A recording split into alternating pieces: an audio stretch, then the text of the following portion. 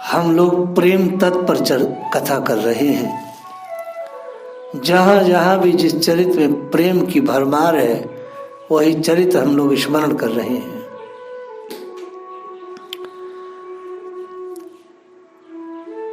एक बार रामलला ने अनुज और सखाओं से कहा कि आज वन में जो प्रथम शिकार सामने आएगा उस पर सरसंधान मैं करूंगा। भगवान छोटे से हैं, बड़े नहीं हैं। यदि दूसरा कोई वार करेगा तो मैं उसे पिताजी से कह करके दंड दिलवाऊंगा, ऐसा हमारे राम जी ने कहा। सब लोग सजग हो गए। संयोग की बात है, वन में पहुंचते ही एक सिंह सामने आ डटा। राम जी की आज्ञा थी, लोग जहां के तहां खड़े हो गए। श्री राम सरसंधान में विलंब कर रहे थे। सिंह ऊपर टूटने ही वाला था। अनुज एवं अन्य सखा राम आज्ञा का पालन करते हुए अपने स्थान पर थे। गुहे ने अपना कर्तव्य निश्चित किया। जो गुहे हैं ये भी छोटे से बालक हैं। इन्होंने अपना कर्तव्य निश्चित किया मन ही मन। जो भी दंड मिले मैं सह लूंगा, परंतु मेरी आंख के सामने सिंह के द्वारा कोई अनिष्ट मुझे सहन नहीं होगा। उन्होंने तत्काल एक सांग चलाई, निशाना सही बैठा, सिंह मारा गया। रामलला के हृदय में भक्त वत्सलता उमड़ रही थी। अन्य सशंक हो रहे थे कि इन्होंने श्री राम की आज्ञा का उल्लंघन किया है, पता नहीं कौन सा दंड मिलेगा निषाद गुहे को। परंतु निषाद गुहे प्रसन्न हो रहे थे अपने मित्र को सकुशल देखकर। ये प्रेम है। प्रेम आचार नहीं देखता, प्रेम आचार विचार कुछ नहीं देखता, प्रेम शास्त्र नहीं देखता, प्रेम व्यवहार नहीं जानता। प्रेम तो प्रेम है भैया। प्रेम कोई वैदिक नियम नहीं देखता, भागवत नियम नहीं, कुछ नहीं देखता। प्रेम तो बस प्रेम है। इसको सबने गाया है, सबने समझा है, सबने सुना है, लेकिन फिर भी कोई पूरा इसे गा ना पाया। लोग वन विहार कर घर लौट आए। सबने देखा रामलला के श्री मुख से गुहे का गुणगान सुनकर चक्रवर्ती महाराज श्री दशरथ जी ने अपने हाथ का आभूषण गुहे के हाथ में पहना दिया। हृदय से लगा रहे हैं गुहे को। गुहे कुमार हैं, चारों भी कुमार हैं, अभी छोटे हैं। तुरंत सिंगवेरपुर के राजा होने की घोषणा कर दी महाराज दशरथ ने। साकेत महाकाव्य एक बहुत बड़ा ग्रंथ है, वह राष्ट्र कवि मैथिली शरण गुप्त ने लिखा है। निषाद राज गुहे को श्री राम विवाह में मिथिला जाने का प्रसंग लिखा है मैथिली शरण जी ने। यद्यपि विवाह के बहुत वर्ष हो गए हैं, परंतु निषाद राज को मिथिला की मिठाइयां भूली नहीं है। वनवास के समय जब श्री राम जी अपने प्रिय सखा निषाद राज से मिले तो इन्होंने जानकी जी से ये बात कही, यथा भद्रे नहीं मुझे एलाद बे, मिथिलापुर के राज भोग है याद बे। पेट भरा था किंतु भूख तब भी रही है मेरे।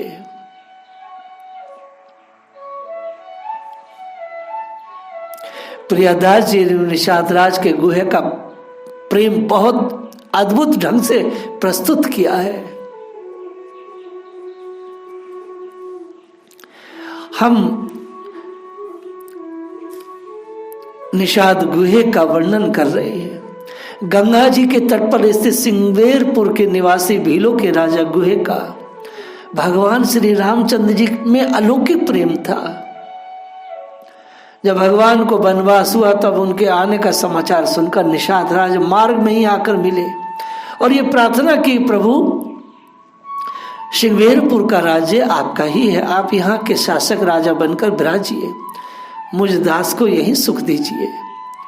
रामलला ने कहा, सब सुखों का साथ समान मैंने पिताजी की आज्ञा से त्याग दिया है।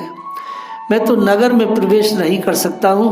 भगवान के वन चले जाने पर निषाद राज जो असहाय वियोग से अत्यंत व्याकुल हो गए, उनकी आंखों से निरंतर आशुपात होता रहता था।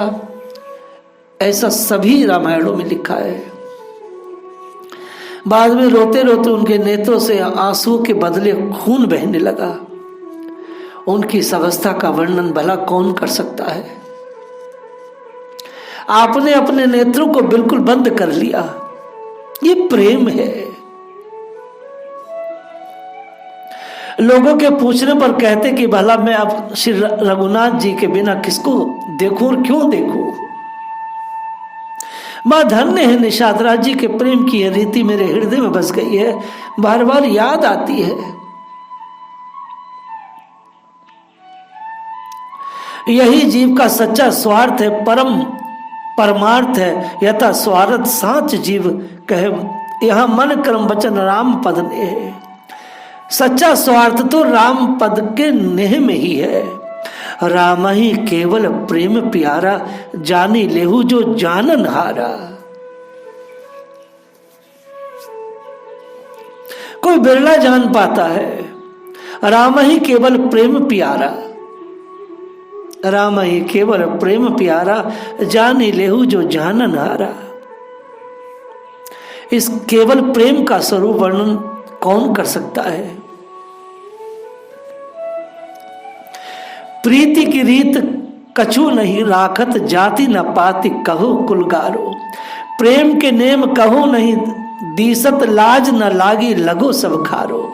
लीन भय हरि सो अभियंतर, आठव जाम रहे मतवारो। सुंदर को न जानी सके है, प्रेम के पंथ की पढ़ोई निहारी। प्रेम को कोई जान नहीं सकता, कोई इसे समझ नहीं सका। प्रेम तो गूंगे के गुड़ के जैसा है। परम आचार्य है श्री लखन जी। परमाचार्य श्री लखन जी ने निषाद राज के विषाद का समाधान किया है। निषाद जी जब बहुत ही कष्ट में आए कि भगवान को वनवास हुआ है, तो जो आचार्य हैं, लखन आचार्य हैं हमारे, लखन लला ने कहा है भैया कर्म कांड। और देखिए कर्म कांड की दृष्टि से उन्होंने एक बात कही है, और ये शब्द कर्म कांड के हैं। काहू न को सुख दुख कर दाता, निज कृत कर्म भोग सब भ्राता। भैया निषाद, क्योंकि पूरी रात निषाद जी और परम आचार्य हमारे लखन जी की बातें हुई है श्रृंगेरपुर में, रामचरितमानस में कहा गया है। सबसे अंत में हमारे लखन जी ने कहा भैया कोई काई को दुख नहीं दे सकता है, काहू न को सुख दुख कर दाता। कोई किसी को सुख या दुख नहीं दे सकता है। निज कृत कर्म भोग सब भ्राता। सब अपने कर्मों से ही भोग पाते हैं, सब अपने कर्मों से दुख पाते हैं, कर्मों से ही सुख पाते हैं। ये लाछन लगाना गलत है, ये कर्म की बात है। इसे आप कर्म के हेडिंग से लिख के, ये कर्म का सिद्धांत है। लेकिन ज्ञान का सिद्धांत अलग है। जो ज्ञानी लोग हैं उनकी दृष्टि क्या है, उसको भी देखिए आप। देखिए सुनई गुनई मन माही, मोह मूल परमारथ नाही। ये ज्ञानियों का भाव है।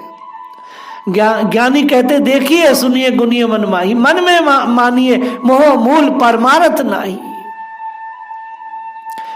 परमार्थ से बड़ा कोई धर्म नहीं है, उसमें चाहे कोई सुख दुख मिले आप चक्कर में ना पड़े, ऐसा ज्ञानी सोचता है।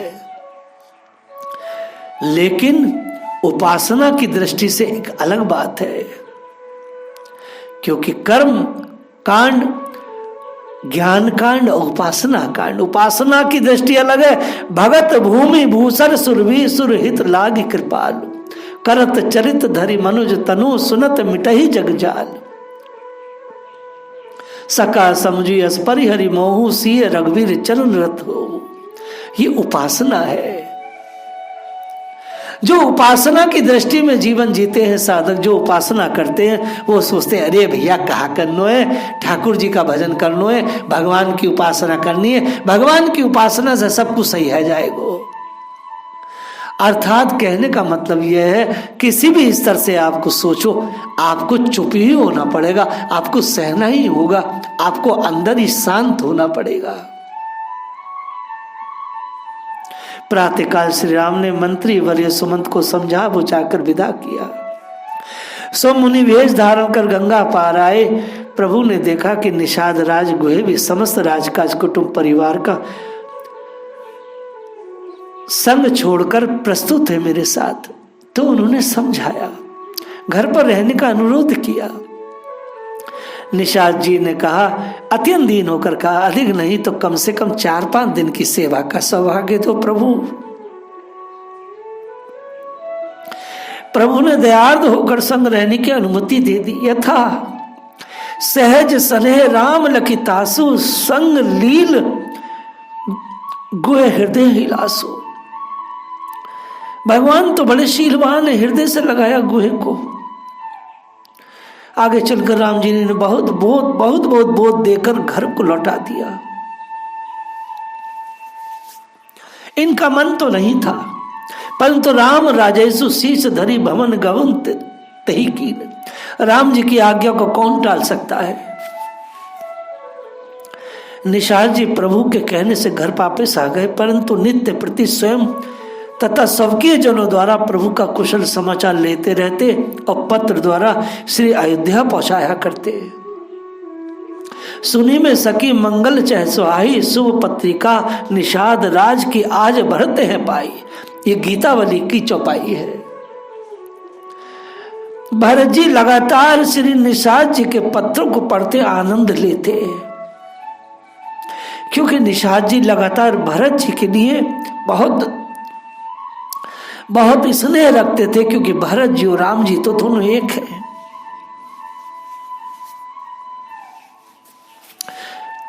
निषाद जी को भरत की बहुत चिंता रहती थी। एक और चरित्र सुनिए आप निषाद जी का। श्री भरत लाल जी का चतुरंगनी सेना के साथ चित्रकूट गमन सुनकर राम सखा निषाद गुहे सत्संग हो उठे। अपने वीरों को समुत्साहित करते हुए स्वयं प्राणों की बाजी लगाने को तैयार हो जाते। तजो प्राण रघुनाथ निहोरे, दो हाथ मुद मोदक मोरे। आज मेरे दोनों हाथों में लड्डू हैं, मैं अपने राम की सेवा करते हुए अपने प्राण को निछावर करूंगा। ये प्रेम है। प्रेम त्याग मांगता है।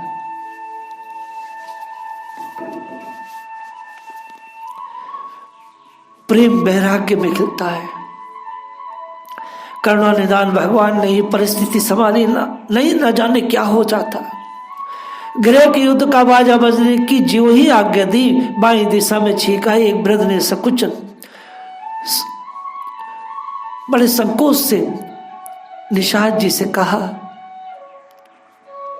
भरतई मिलई न होई रारी, बात गुहे की बिचज गई। भैया एक काम करो, भरत से पहले मिल तो लो, युद्ध स्थगित करो। श्री भरत के शील स्वभाव को समझे बिना युद्ध करना ठीक नहीं। निषाद जी ने बड़े मनोवैज्ञानिक ढंग से श्री भरत जी के भाव की परीक्षा की, क्योंकि निषाद जी भी उसी पाठशाला में पढ़े थे जिस पाठशाला में राम और चारों भाई पढ़े। ये राम लखन भरत शत्रुघ्न, निषाद जी उसी पाठशाला के विद्यार्थी रहे। मैं बार बार कहता हूं, कोई जात पात नहीं। जहां बड़े बड़े चक्रवर्ती सम्राटों के बच्चे पढ़ते, वहीं इन भीलों के बालक भी पढ़ते। कैसे न पढ़ेंगे, क्योंकि इस देश में जात पात का मतलब ही कुछ नहीं था। निषाद जी सहपाठी हैं राम जी के। निषाद जी सहपाठी हैं भरत के, शत्रु के, लखन जी के। एक साथ पढ़े थे। मनोवैज्ञानिक ढंग से भरत जी के भाव की परीक्षा किया। 3 प्रकार की भेंट सामग्री लेकर मिलने जाते।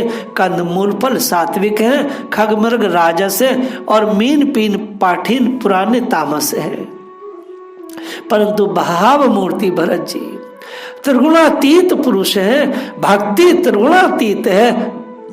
भक्ति न तामसी है, न राजसी है, न सतोगुणी है। भक्ति तो त्रिगुणातीत है। तीनों गुणों के साथ ही भक्ति का संपादन होता है। देवताओं ने निषाद राज के भाग्य को सराहा।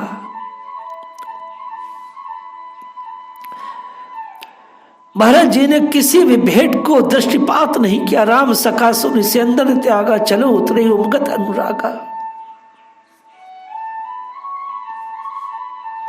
भरत जी ने किसी भेंट की तरफ को ध्यान नहीं दिया। वे तो राम सखा को हृदय से लगाकर ऐसे सुखी हुए मानो भैया लक्ष्मण से मिले हो। देवताओं ने देखा, धन्य धन्य धुनि मंगल मूला, सुरही सरही तही वरसई फूला। निषाद राज को अपनी भूल पर बड़ा पछतावा हुआ। देखिए, प्रेम में शंका आ जाती है। प्रेम लगातार शंका करता है। अत्यधिक प्रेम में बड़ी शंकाएं हैं, बड़ी शंका होती है। ये शंका कोई बुरी चीज नहीं है, ये गहरे प्रेम का एक गुण है। गहरे प्रेम का गुण। और पल पल शंका होती है, गहरे प्रेम का गुण है ये। आज का शीर्षक भी आप इसे रखो। गहरे प्रेम में शंकाएं बहुत होती हैं। पल पल क्षण क्षण प्रेमी शंका करता है। ये प्रेम पति ऐसा है। यही इस कथा का शीर्षक रखे।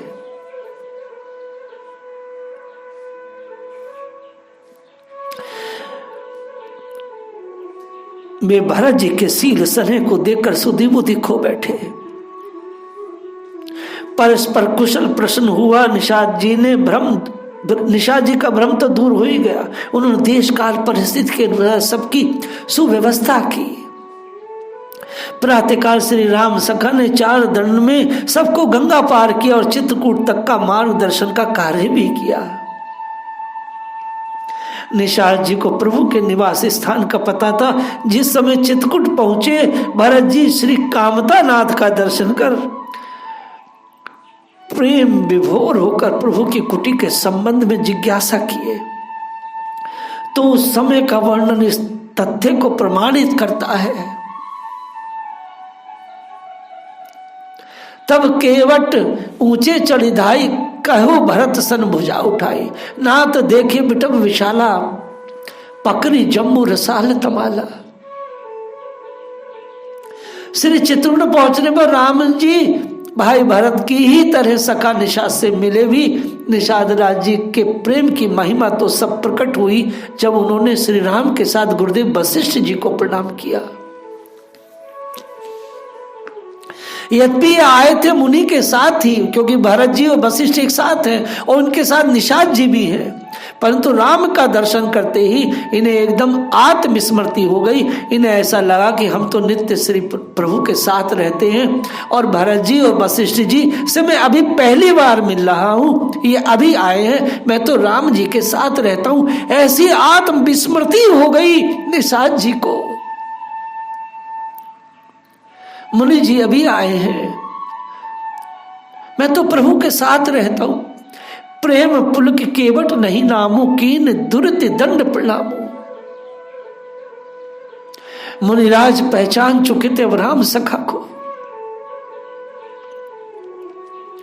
वशिष्ठ जी ने देखा कि ये भील निषाद मेरे साथ साधारण सा बन के आ रहा था, लेकिन जैसे ही इसने रामलला का दर्शन किया और एक एक शरीर की कोशिका से प्रेम बह रहा था।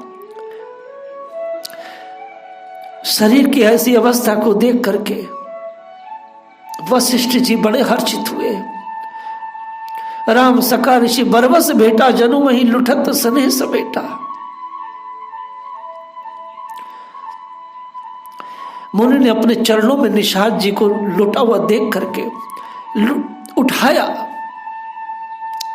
जनु वही लुटत स्नेह समेटा। ये प्रेम है। ये प्रेम अंदर से घटित होता है। ऐसा प्रेम तो केवल ठाकुर जी दे सकते हैं। श्री चित्रकूट से विदा होने पर निषाद जी को बड़ा भारी वियोग व्यापा। विदा कीन सन्मान निषादु, चले हृदय बड़ बिरह विषादु। प्रेम में आशुपात की ही अवर्णीय महिमा है। यहां तो आंखों से रक्त का प्रवाह चलने लगा। भला इस प्रेम का वर्णन कौन कर सकता है। आंखों में घाव हो गए। उपचार के लिए वैद्यों ने पट्टी बांधी। इन्होंने तो नेत्र अच्छे होने पर भी पट्टी नहीं खोली। किसी ने पूछा कि अब तो आपके नेत्र ठीक है, तो कहते हैं रघुनाथ बिनु देखो कहा। रघुनाथ जी के अलावा मैं किसी को देखना नहीं चाहता।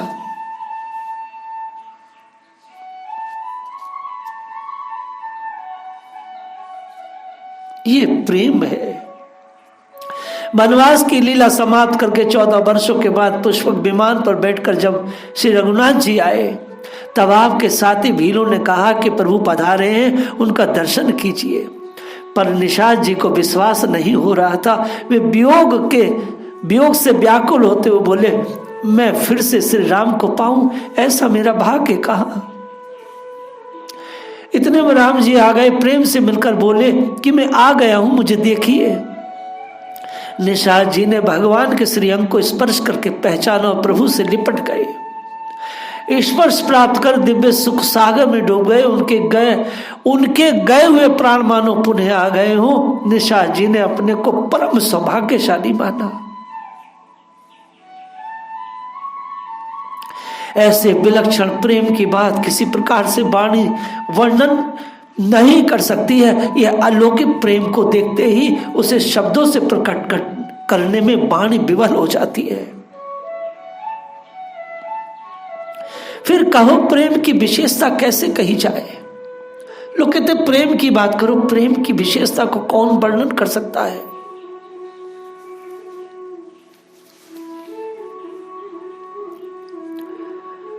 सेवकों के कहने पर निषाद राज को प्रतीत नहीं हुई कि तब सेवकों ने जाकर प्रभु से निवेदन किया, क्योंकि भगवान अभी थोड़े दूर थे और भगवान हमेशा समझते थे कि निषाद तो भाग करके मुझसे मिलेंगे, लेकिन वो तो अपनी आंखों पर पट्टी लगाए बैठे थे और 14 वर्ष का समय भी बहुत होता है।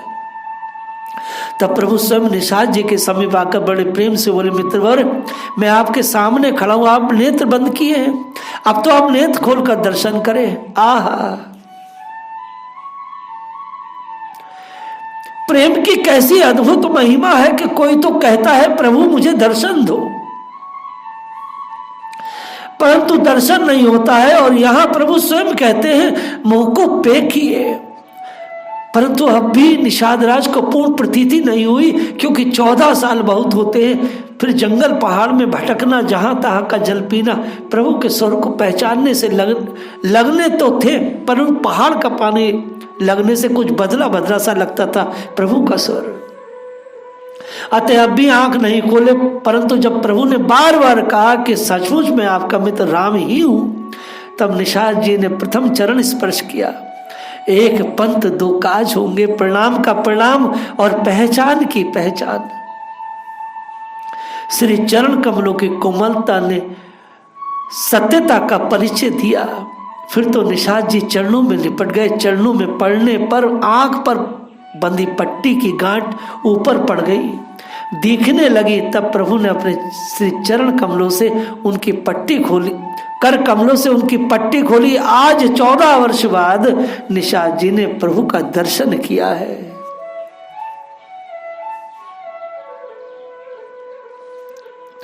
राम सदा सेवक रुचि राखी।